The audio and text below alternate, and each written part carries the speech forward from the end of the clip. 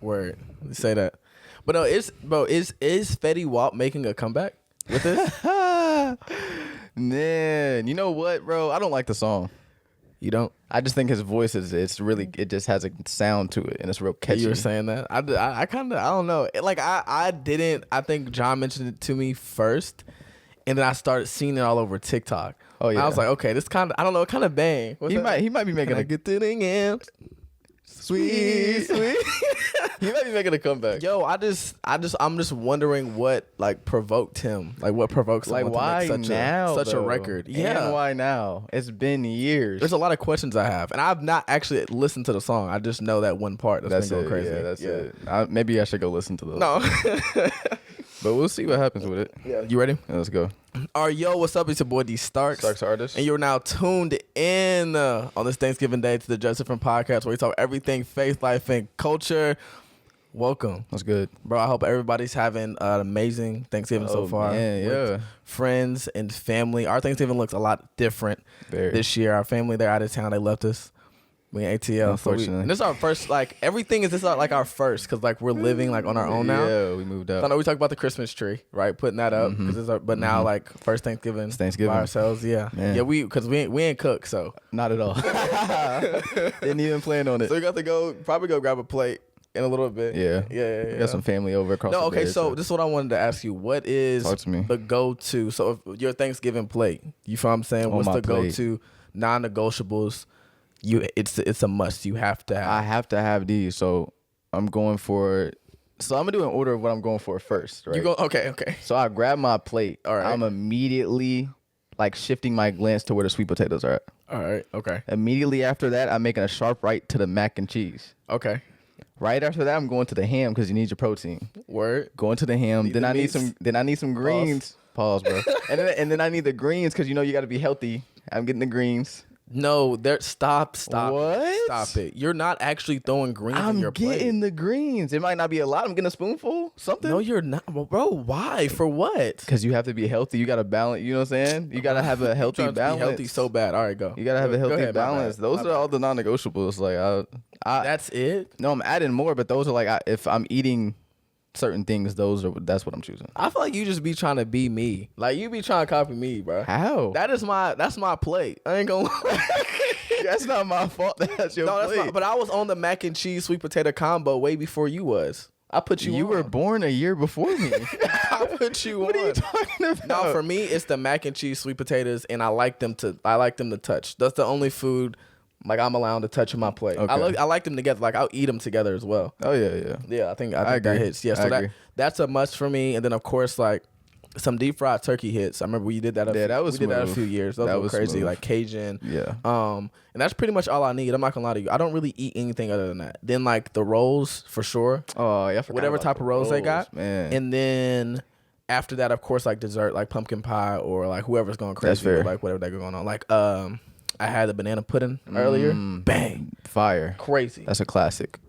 Absolute Instant. classic. Then what else they got? What else desserts they be? Shoot, they be having the banana pudding. They be having cheesecake with the little The strawberries. cheesecake. the little Nope. Yes, the strawberries on cheesecake. top That of was, cherries. I was forgetting about the key lime pie. Different. Key lime pie. Very What else different. they be having? Yeah, that's pretty much pretty- yeah, for me. That's all I get. Yeah. Literally, I just need the mac and cheese, sweet potatoes, my turkey, ham, and then I'll just get the dessert. Okay, that's a cool list. It's simple for me, bro. That's a cool list. Yeah, simple for me. But I hope, like we said, everyone has had an amazing day so far and has an amazing rest of the day. Yeah. We're recording now early. And I didn't know. I know we talked about it last week. I didn't know if we wanted to record Yeah, today, wasn't sure. or at least drop an episode today or not. But you know, whenever you get into this, whether it be Friday or this weekend, hope y'all had a great time. And then the title of this episode, it seems very counterintuitive to like the season of The season of thanks. like of Thanksgiving and gratitude. But I promise it all it all come like together at the end. Yeah, That it'll definitely make sense. But we wanted, when we were thinking about this and sitting down, we wanted to do this episode because I think for myself and just a lot of people in general, like whenever I think we can have a tendency to overthink ourselves out of places of like freedom and true peace in our life. Right. So like whenever you're in a period or an environment or a time in your life where they don't really have too many like external problems going on, like everything like on the outside when it comes to like whether that be school, your job, your home life, things are kind of like, leveling out, clicking all cylinders. And even like personally, like you're at a place of some type of like peace internally, like pretty happy, nothing, you know what I mean? And really enjoying yourself in your life. I think when we get in those moments, in those modes, like I said, like we can just kind of like get this anxiety of like, yo, like, damn, like, is this going to end? Like, how long is this going to last? Like, is this too good to be true? Yeah. Right. All this is bound to end soon. Like in my life, I don't deserve this. Right. And just, again, like overthinking ourselves out of these places of true peace and freedom.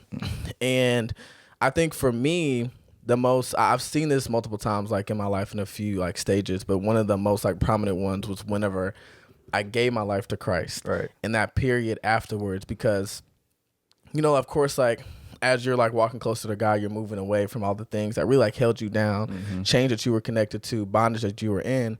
And so, for me, I started really walking it out, taking like obviously very seriously, giving my life to him, making him my Lord. And, after like a few like weeks, you're like, you look back and you've been walking with God and you're like, dang, like I ain't struggled with that in a minute. I ain't had that thought in a long time. Right. I ain't fell into that in like, dang, I don't know how long. Right. And then like, you notice it and you keep walking, you wake up like one day and it's like, dang, it's 3 months. Yeah. It's like, dang, it's been that long since I ain't spin the block and hit that person up. I messaged them in a minute. I ain't go out to them places in a long time.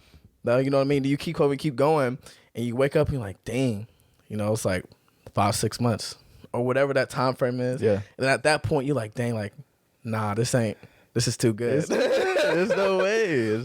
There's no way that this is like sustainable. There's no way that like, I've actually gone like this long, like in this place of like freedom, Like that's what it was for me. Cause I was so used to like just being so locked down to like these old habits and these cycles that whenever I got to a place where I've actually broken out of them to some extent, it was so uncomfortable. Yep. Because I was so unfamiliar with what the freedom looked like. Exactly. And so like in those moments, I was like walking on eggshells in my own life and like trying to make sure I did everything perfectly in order to maintain where I was at. Right. And ending in like this performance pressure and high level of anxiety of like, oh, snap, I can't make this wrong move, or like this season's going to go away, or I'm not going to be able to like keep this, or like this piece I have is going to like just be, removed. And then ultimately thinking myself out of it because like, I don't have any peace and I'm so anxious about losing it. And so, yeah, that's kind of what this episode is about. Yeah. I hate when life is good. I hate when life is good, man.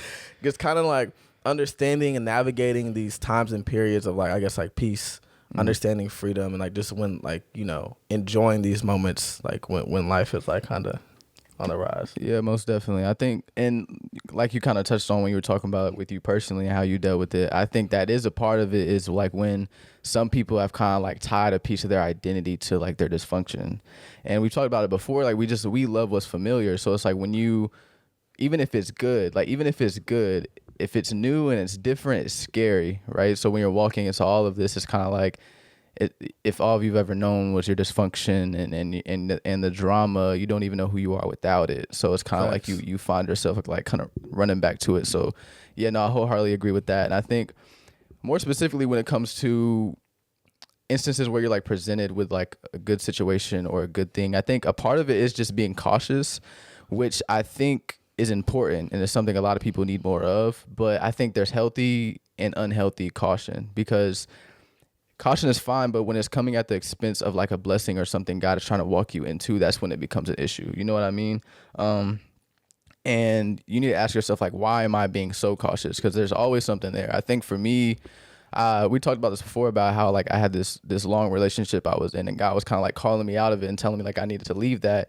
And I had like a lot of like, I guess like mistrust there from when that happened. So ever since then, anytime I was placed with like something good in my life and I was presented with a good thing, I would always be so cautious about it. And there's been several times where I passed by some things or like some people in my life that could have been very good for me out of this mistrust in God, or like I had a lack of trust in God. You know what I mean? So that was where the root of my caution was coming from. So I think there's nothing wrong with being cautious, but questioning that and realizing like, okay, what's the root of that? Why am I being so cautious? Because sometimes it can be unhealthy for you.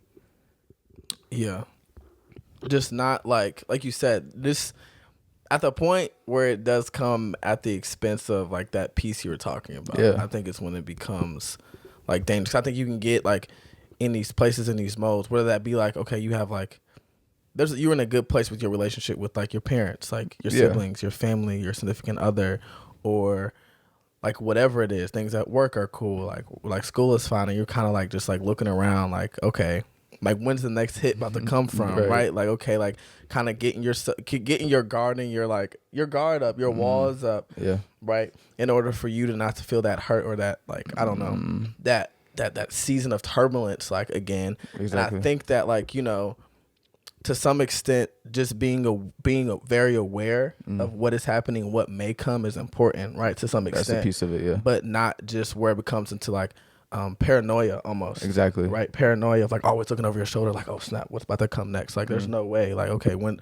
the next blow coming? When's the next heartbreak? Like, when's the next breakup? Like, you know, when's the next fallout? Whatever it is. So yeah, I think that's dope. And then one thing that I wanted to mention, whenever I was really thinking about the whole topic, and we've been saying it a lot, like it's just the whole idea of like peace, like getting to a place of peace and like what that really means, and also like what does it look like to sustain it in some way.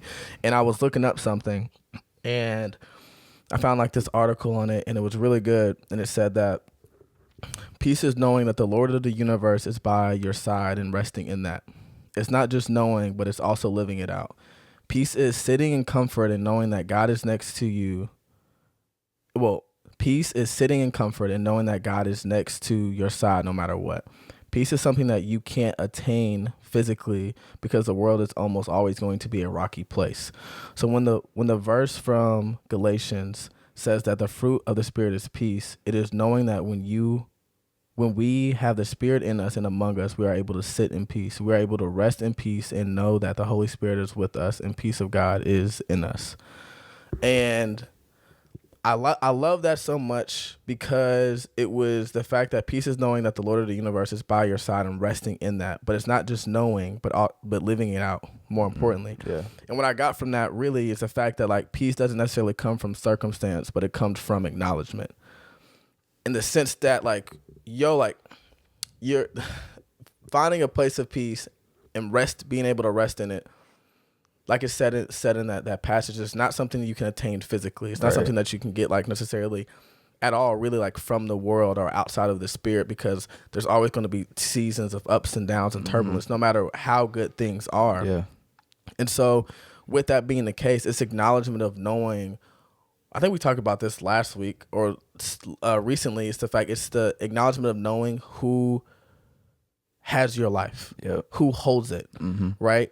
And obviously we understand that that's God. And so from this acknowledgement of understanding, like he's the author and the finisher, the one who is like now guiding me, guiding my steps and ordering them for me, I can rest in that and like understand that, my victory is rest in him and he's never failed.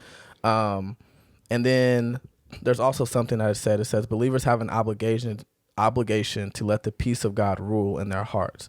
This means we have the choice either to trust God's promises, letting his peace rule, or to rely on ourselves and reject the peace that he offers. So like we have an obligation, right? It's on us to allow his peace, right, that comes from walking through the Spirit to rest on us. So we can either like I said, either depend completely on him for this, right? Or rather like just try to get it like through our own strength ultimately. And so I think when it comes to like this conversation, it's important to understand that peace is something that doesn't come from circumstance but acknowledgement, because like we said, you can be in a moment where life is pretty good, but if you're tormenting your mind with all these thoughts of like anxiety and like this constant looking over your shoulder and paranoia, then like what does it really mean, right? And so it's not necessarily based on the circumstance but acknowledgement in your mind. Even when life is great, it's like, okay, like God's got me, right? My life is in his hands. And even when it's not, right, having peace within the storm of like, okay, like he's still going to get me out of it. So it's more of like a choice of a mindset, like I said, that obligation to allow his peace to rest in our hearts and actually accepting it instead of like rejecting it and kind of getting our mind about it, overthinking it. I like that acknowledgement point. That was huge for me, kind of going back to what I was talking about with that situation where I was like had good things and I kind of like looked past them. The acknowledgement piece was huge because I think for me it was like I was I was like acknowledging the weight of my circumstance without acknowledging the power of God. And I think when you do that, like you said, like the circumstances is gonna rule your life. Like that's where the direction of your life is gonna walk into, right? That fear is gonna rule you. So I think that's a huge part of it. And something that kept me out of this mindset was that, and realizing like even if these bad times do come, like you said, because that is kind of like a rhythm of life. You know what I mean? It's like the ups and the downs. So even when those do come, like God's always gonna pick up the pieces. You know what I mean? That's not something I have to worry about. You know what I mean? So I can walk into it fearlessly, even when it looks scary, because it's like, okay, even if this does go bad, acknowledging that, but also being like, okay, God's gonna pick up the pieces. So that's huge. And something else that I even noticed with myself with this conversation of like, you know, overthinking yourself out of these peaceful situations was, I think sometimes a part of me like hated when things went good, when I felt like I didn't deserve it. And that's kind of like how I felt when the podcast started, really, when it started like going crazy. Like as soon as we posted it, and like it started going crazy, like first couple weeks, right?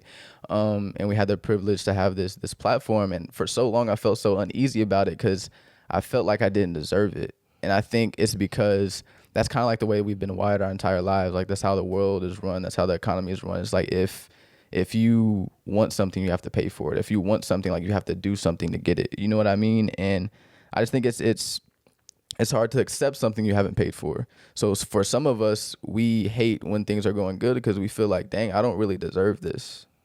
And we end up rejecting it because we feel like, oh, I got to pay for it, or I should have had to have done something to get this, or whatever the case may be. But I mean, like the mercy of God is free.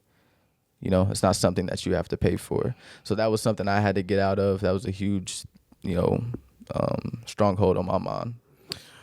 That's good. Like because that's so true. Because a lot of people don't think that.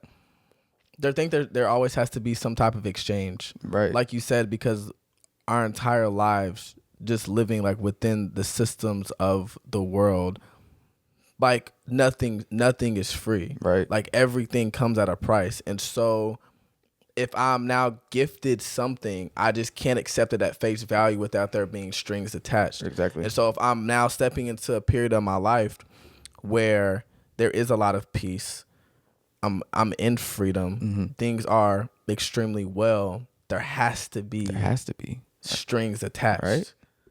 There has to be something to this. No, there's no way this is actually like, you know what I mean? Like there's no way you're just actually gifting this to me. Right. No way that actually you just like giving this to me. Like, yo, what's the catch? Well, Tell me what I really got to pay you. Like, what do I owe you? Like, come on now. Like, stop the cap. Like, right. What's good? Exactly. And so yeah, I think that's super important, and I think it comes down to like, and also a positive image of like of self, and what one deserves, and what we know we've been afforded through our relationship in Christ. Yeah. Right. Is that peace that passes all understanding, and so once we step into a reality in which that we're walking with God, who is the Prince of Peace, we understand that that's also our portion. Most but definitely. that's a whole mindset that you do have to like get out of, because that's so true. And I think going back to the whole podcast thing, that's crazy. So with coming into my relationship with God, I guess one of the other phases that was big for me in terms of like this conversation of like hating when life was good was when the podcast happened, because like you said, we were having like an extreme amount of success early on, and it started to grow. And for a while, it was like I'm sitting there, I'm watching like as the platform grows, right. our influence, and, you know, the people that we're being able to reach like week after week. And at some point, I'm like, nah, like it's just like this is a fluke. You know what I mean? Like it's right. This is something that's not gonna last. At some point, it's gonna die down, right? There's no way that this is something that's gonna like actually sustain itself. And I'm like literally just, I don't know, like almost trying to like protect myself from like this disappointment of like this ending, and like, you know what, like not even being able to enjoy it in the moment, because I'm just like putting up, like I kind of mentioned earlier, all these walls of like, no, it's not that deep, it's really not that serious. Like, you know, I mean, we're not really reaching that many people. That many people aren't really listening to us. Like at some point, it's gonna die down, and then, you know, it's month 4, month 5, 6, and it's still on a steady uphill, still doing, right? Then at that point, you kind of got to face yourself and be like, dang, like this is what it is, Yeah. and just like sit in like the season that you know that you've come into and accept it. And so I think that's that's crazy because I feel like I had that same experience, but it came from, like you said, it was like I probably even in that moment didn't think I like deserved that, and it was just me kind of having to go through like, okay, dang, what do I really think of myself and what God's given me? Like, yo, I don't deserve this. This shouldn't be given to me. Yo, like I've done X, Y, and Z. Like, yo, why is this happening this way? Like, no, God, like take it. I don't want it. There's no possible way, like in my mind, I can fathom why one deserves this. But, you know, yeah. Yeah, I think something that God had to teach me in that was just understanding the importance of the valley, but like cherishing the mountaintop when you get there. Because we talked about like the rhythm of life and how it's like it's ups and downs, like peaks and troughs or whatever. And I feel like you're gonna have valleys, right? You're gonna have tough times in life, bad circumstances, whatever that looks like. And then like when you keep walking, you're eventually gonna end up on a mountaintop, right? And life is good and things are steady, things are cool.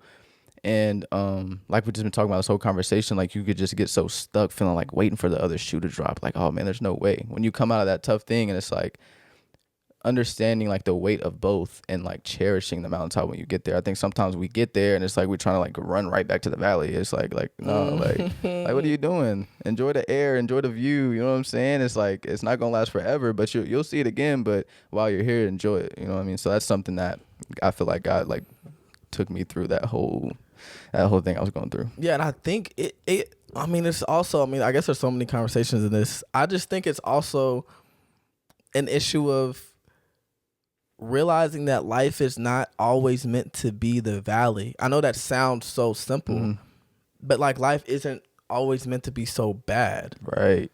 And just you feel with like, whether that be this heavy like depression, sadness, anxiety, this like being unfulfilled or not content or like unsatisfied, like that is not meant to be, in my book At all. From what I believe, from what I know, it's not meant to be the totality of what life is, you know. And I think sometimes like we've just, when we look at the world, or we're looking at everything's happening in the world and like our own experiences, really like as we've grown up in our like childhood through adolescence, whether that be like, you know, from 0 to 18, Yeah. and then we've been so conditioned, like you mentioned earlier, to this like dysfunction of that.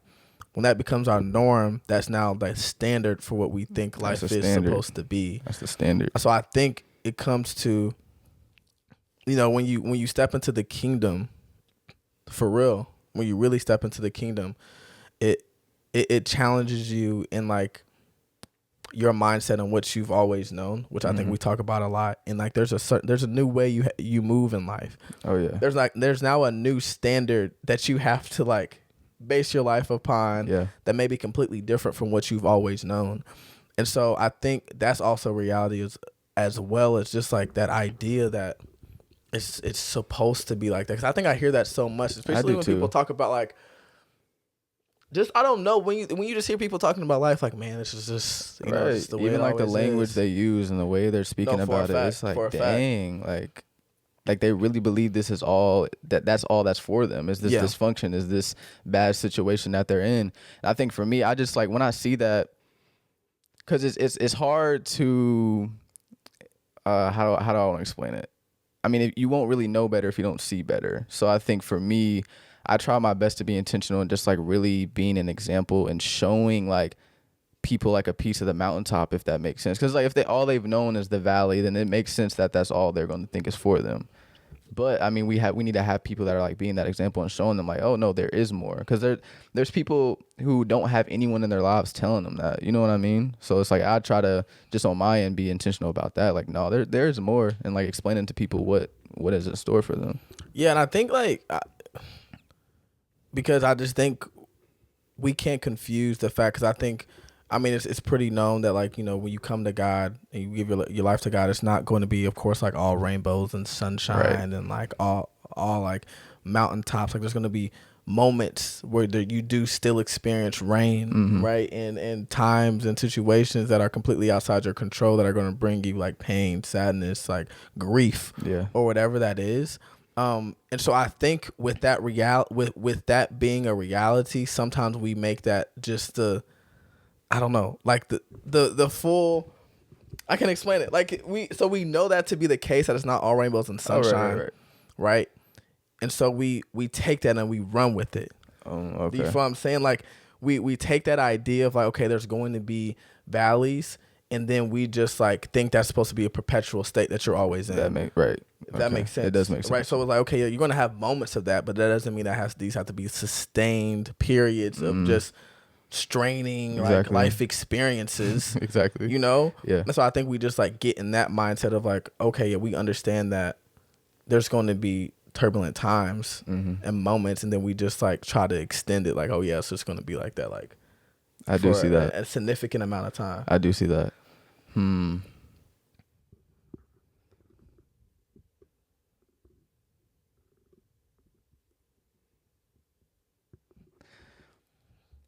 So maybe I don't know, tell me your thoughts on this. So maybe in a way it's like, obviously we understand the importance of the valleys, the tough times, because like that is where, as Christians, like that's where God gets glory. But maybe some of us have romanticized that so much to the point where we don't think God can also get glory on the mountaintop. Is that what you mean? So it's Probably, like, yeah. I think that gives a lot more language to what I was saying. Yeah. I think that's a good way to put it. It's romanticized, like, you know, the whole idea of like, rejoice whenever, right? Like I will suffer for God. Like that's great. Yeah, you experience trials of many kind, and things of that, which is a fact, 100%. Yeah. But I think it's just so romanticized to where it's just like, oh yeah, like I don't know, I don't want to like I'm trying to be conscious of naming different situations that are like really like sensitive, but like, yo, X, Y, and Z happened, like, oh wow, like this is great, like, oh, this is the way it's supposed to be, and I'm like, you know what I mean? Like, it's not necessarily the way it's supposed to be, but this is an experience that you are going through, right? And I think that's my problem. Supposed to be moments you are going to go through, right? And like the language and change in that, yeah. So I think that makes a lot of sense. Makes a difference, like a huge difference in the whole conversation as well. Yeah. Do you think people think stability is boring?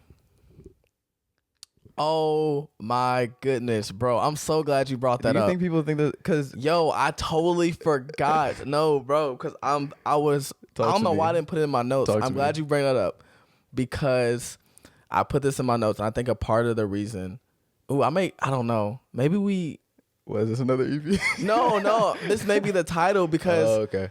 I was like, when I was thinking about this, I was like, yo, some people don't like these seasons because freedom is boring. Freedom is boring. And I think that, like you said, when you're so used to dysfunction, you're unfamiliar with what life looks like in stability. And so there's no more fighting. There's no more disputes. There's no more there's no real drama, gossip, fights in places of freedom. It's boring. It's really boring to be at peace whenever things are just right, and there's love around you, and you can have great conversation, and you can just like live life without there being all this like anxiety from the left and right and things of that nature. And so for a lot of people, that's what they think. Like, not that it's actually boring, but they get in the mode of like, dang, like, I don't know about this. This is lame. Like, I don't know. Where's the action at? Like, yo, I need the drama. Where's the fights? Exactly. And I think I see that a lot, even like with relationships, because there's this whole like romanticized thing about like toxic. Oh my gosh, don't get me started. And like the whole idea of like, oh yeah, I want my man or my woman to be just a little toxic. I need a little drama. I need a little hood in my man. Like what? That is like, and I know sometimes people be joking, so I'm not trying to be that guy, but like, yo, like that's a belief a lot of people really do hold, and that is extremely dysfunctional. Right. And so this is the issue with that though, right?